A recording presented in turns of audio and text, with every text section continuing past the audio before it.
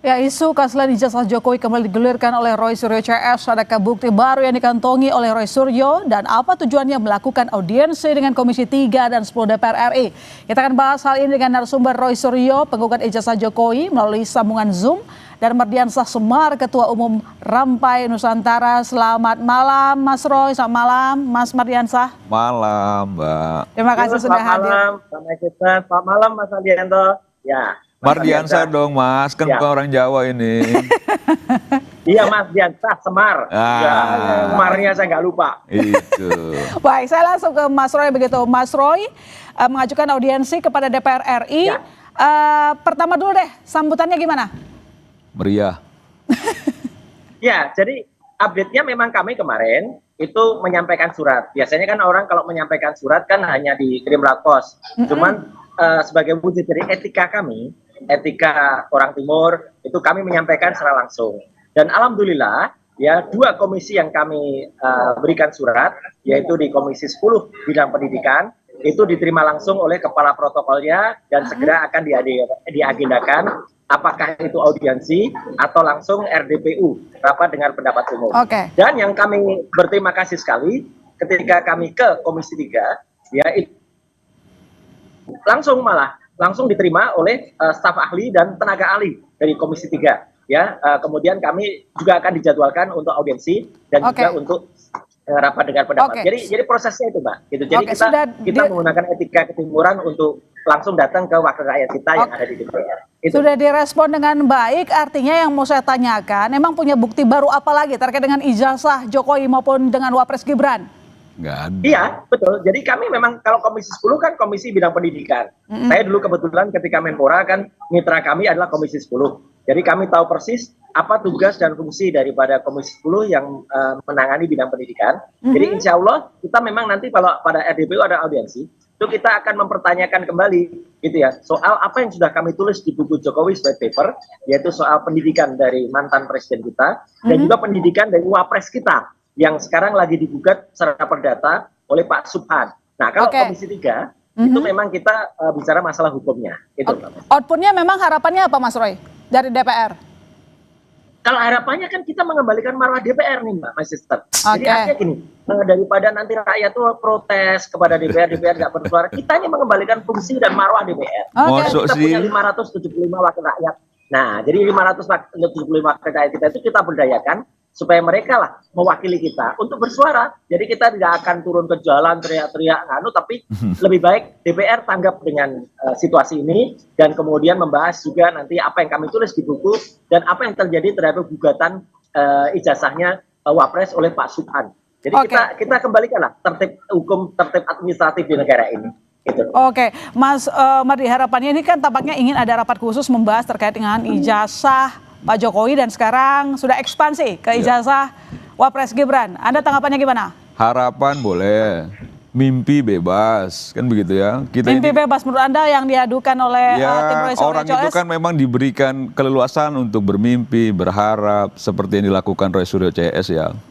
Karena memang sesungguhnya kan begini, kalau dari substansi soal ijazah Pak Jokowi, soal sekolahnya Mas Wapres, itu memang sulit untuk dibantah bahwa memang tidak ada bukti yang bisa membuat fakta-fakta secara hukum itu apa yang disampaikan oleh Roy Suryo CS. Nah, tinggal lagi di tengah kepanikan Roy Suryo CS yang memang saya dengar-dengar sudah cukup bukti ya terkait dengan prosesnya di aparat kepolisian. Ini kan lagi di tengah kepanikan, di tengah ketakutan, berupaya untuk mendapatkan momentum politik untuk mendukung sesuatu substansi yang nihil gitu loh. Sehingga langkah berikutnya kemana lagi kalau bukan ke DPR. Nah, ke DPR juga biasa saja diterima sama staf dan lain sebagainya. Tadi saya pikir diterima langsung tuh oleh siapa gitu. Oleh anggota dewan misalnya, nggak tahunya sama stafnya. Nah, tadi harapan saya juga Mas Roy Suryo ada di sini. Jadi saya bisa tampak langsung lihat gitu apakah betul-betul masih sehat atau enggak. Karena memang begini ya Mbak, Republik kita ini kan sedang banyak sekali dicoba ya. Beberapa waktu lalu kita ada demonstrasi, kerusuhan dan lain sebagainya, krisis global. Yang menurut saya apa yang sudah disampaikan oleh pihak-pihak yang terkait soal apa yang juga digugat dan dipersoalkan Roy Suryo CS kan sudah dijawab dengan baik, dijawab dengan jelas, dijawab dengan clear. Kalau bahasa Roy Suryo itu clear gitu ya. Nah, kenapa ini terus diolah terus? Karena memang Roy Suryo CS merasa perlu masih hidup barang ini, eksistensi ini, supaya panggungnya dapat. Terus ada juga ruang-ruang politik momentum yang coba dicari-cari gitu, yang menurut saya jauh panggang dari api gitu, apalagi gitu. Yang ada itu benar kita bahu-membahu bagaimana memikirkan bangsa ini ke depan, itu yang paling penting. Cuman karena orang penuh dengan apa ya, bukan saja suzon. Kalau waktu itu saya pernah bilang, teman-teman ini ya, Mas Roy Suryo dan kawan-kawan itu seperti menteri propagandanya di zaman Nazi dulu, Hitler. Joket Goebbels. Jadi kebohongan yang diulang-ulang itu akan juga bisa menjadi suatu kebenaran. Nah, dia coba kebohongan itu diulang-ulang, orang yang tadi yakin bahwa ini tidak benar menjadi ragu dan sebagainya, padahal substansinya tetap bohong gitu. Oke, Mas Roy, Anda dibilang datang ke DPR karena bentuk kepanikan dan juga cari panggung politik. Jawaban Anda? Enggak ada. Nggak ada panggung politik. Nggak, kalau menurut aku sih Om Roy udah siap-siap aja menghadapi proses hukum. Nah, tadi nggak motong Mas Fabianto ya. Jadi artinya gini, kami itu menegakkan semua aturan dengan benar. Kami lakukan sudah riset secara ilmiah dalam buku Jokowi's white paper. Kemudian juga kami membantu nanti Pak Subhan ketika kemudian melakukan itu kami lakukan sesuai dengan jalurnya. Dan sekarang kita kan punya wakil rakyat, Pak. Ya. Kita punya wakil rakyat. Jadi 575 anggota wakil rakyat itu daripada cuma nanti diprotes oleh adik-adik mahasiswa dengan tuntutan 17.8 ya, kemudian juga mereka tidak kemudian melakukan fungsinya, mereka kita serahi untuk mewakili rakyat yang benar-benar. Jadi kalau wakil rakyat itu harus ya mereka mengembalikan sesuai dengan komisinya. Komisi 10 ya urusan pendidikan. Ada pendidikan dari mantan presiden yang nggak jelas. Ada pendidikan dari wapres sekarang yang nggak jelas. Jelasnya bagaimana? Itu biar atau lagi ya nggak jelas lah. Nanti akan terbongkar. Yang nggak jelas Roy Suryo CS lah. Kemudian Komisi 3 yang juga melihat masalah hukumnya. Jadi itu Mbak Master. Jadi kita tuh benar-benar kembalikan supaya negara ini kembali tertib. Nggak usah ada gaduh ya. Gaduhnya nanti diselesaikan. Yang gaduh Roy Suryo CS buat. Kami hari ini di Solo itu juga dalam rangka bedah buku. Ya bedah buku. Besok kami di Jogja juga bedah buku. Gitu ya. Jadi bedah buku secara ilmiah dan kami tantang kampus-kampus, ayo lakukan bedah buku secara ilmiah. Ilmiah dijawab dengan ilmiah, buku dijawab dengan buku, dan kami tadi menerima hadiah buku juga dari tempat di mana kami itu menyelenggarakan bedah buku. Jadi itu Mbak. Jadi meskipun sekarang sudah ada proses hukumnya, kita tunggu putusan pengadilan, tapi dari Mas Roy mengatakan ya berhaklah untuk melaporkan juga perkara ini kepada DPR begitu ya, Mas. Itu kan ya itu proses hukum kan yang dilaporkan kan.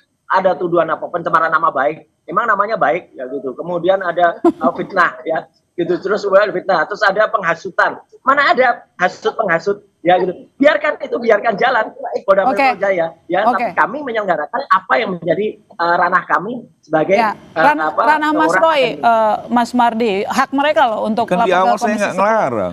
Saya bilang orang punya harapan, punya mimpi boleh-boleh aja.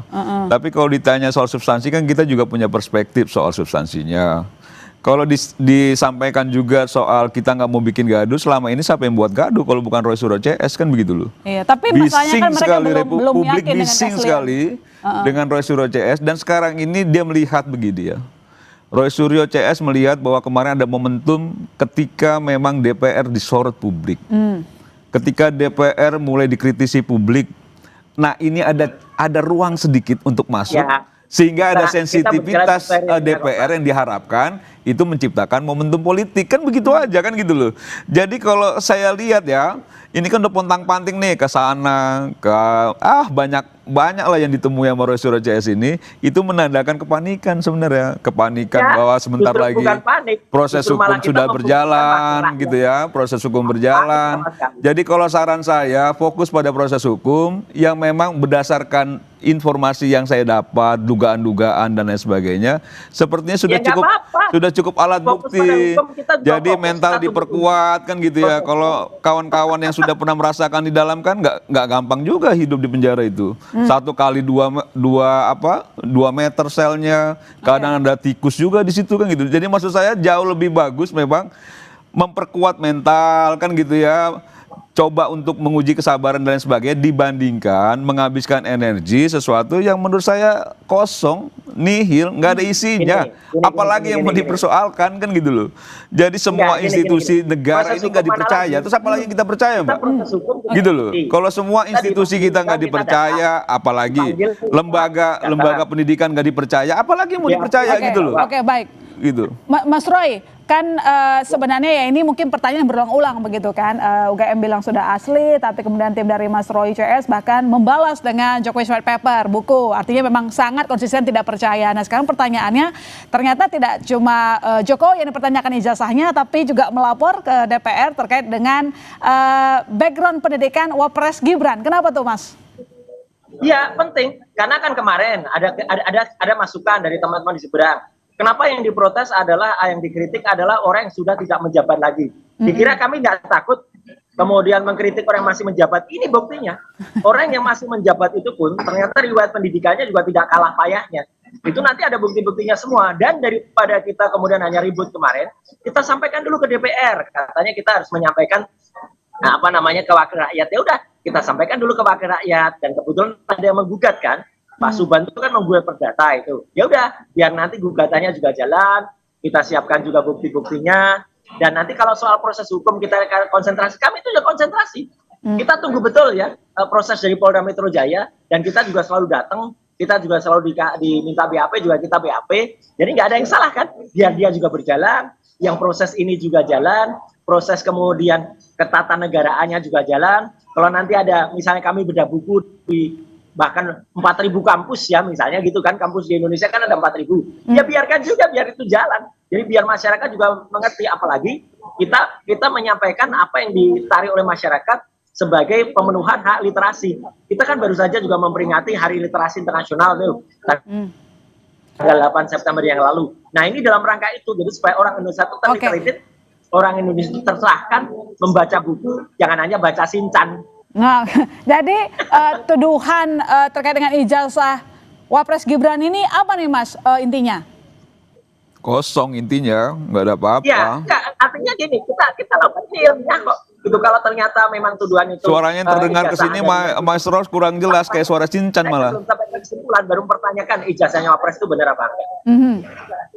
Oke, baik, Mas Mardi, ini kan yang digugat tidak hanya ijazah dari Jokowi, tapi juga Wapres yang menjabat. Kalau tadi Mas Mardi mengatakan bahwa Mas Roy panik, toh buktinya disampaikan juga. Loh, berani kok saya juga menggugat yang masih menjabat. Nanti dijawab Mas Mardi, sampai Indonesia Malam. Masih akan segera kembali, saudara.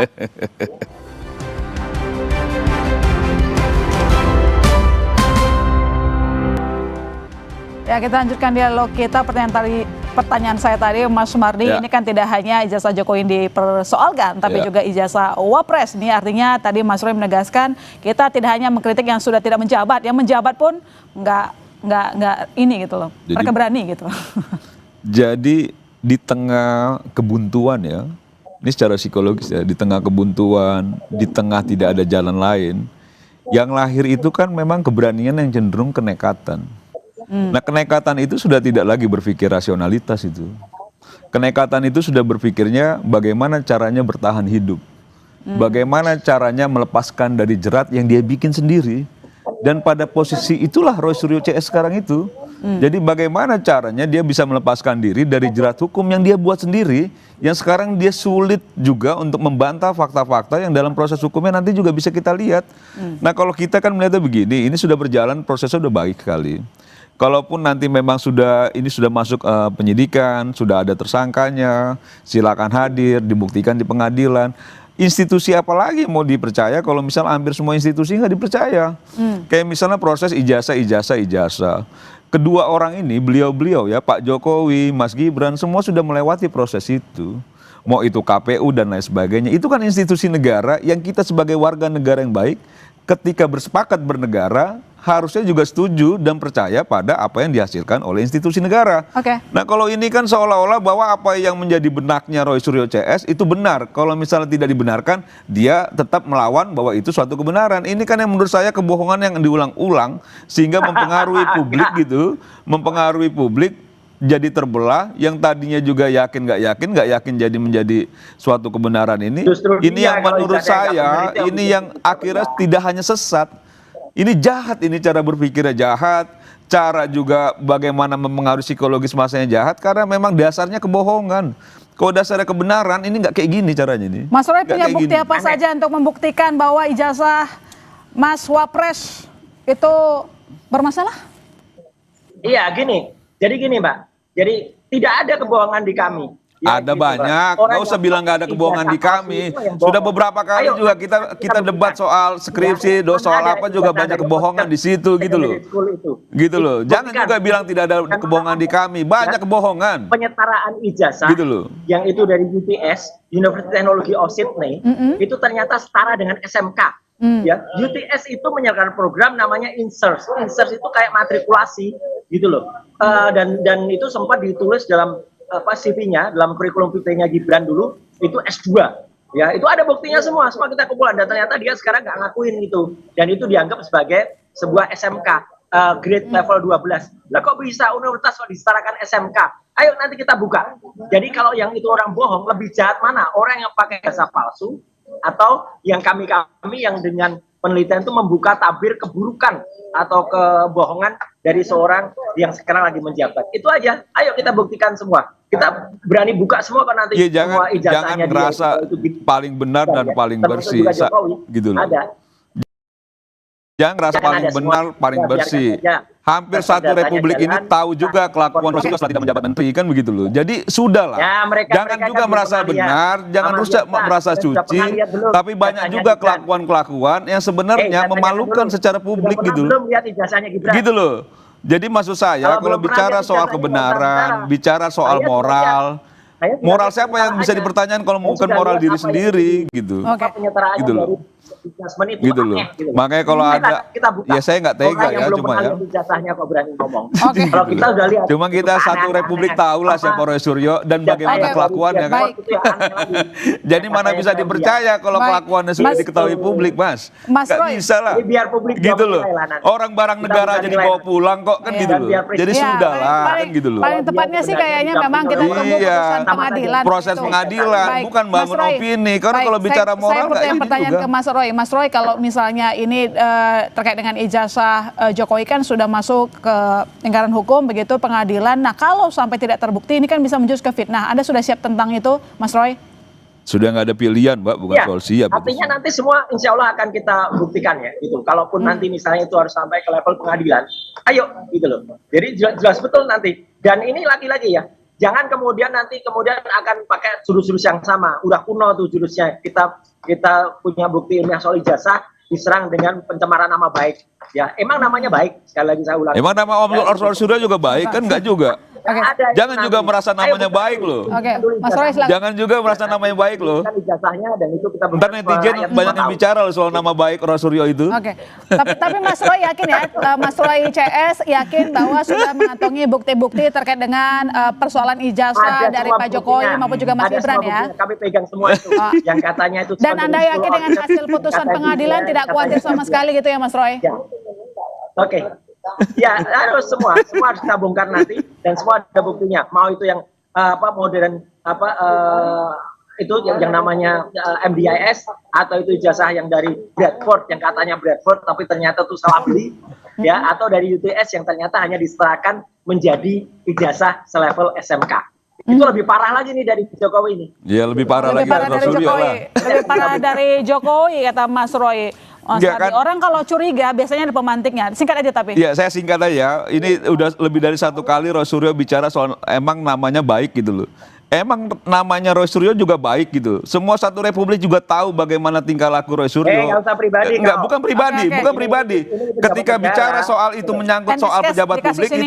itu tidak pribadi. Tapi semua juga orang Iyalah. tahu bagaimana Yang jelas pertanggungjawaban kan publik biasanya Roy Suryo pernah setelah lihat menjadi ijazah. menteri kan Itu begitu loh. aja.